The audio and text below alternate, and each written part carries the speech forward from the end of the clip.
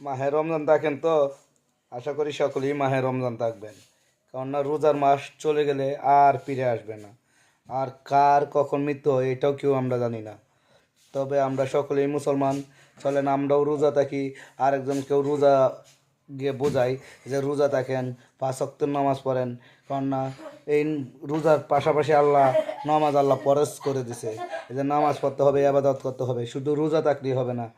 হ্যাঁ, এবারে একটা জিনিস ঠিক, অনেকে এবারে রোজা থাকে, নামাজ পড়ে, ইবাদত করে, কিন্তু আরেকটা জিনিস ঠিক, হোটেলে গেলে দেখি আমার মতো জন ছেলেও রোজা থাকে না।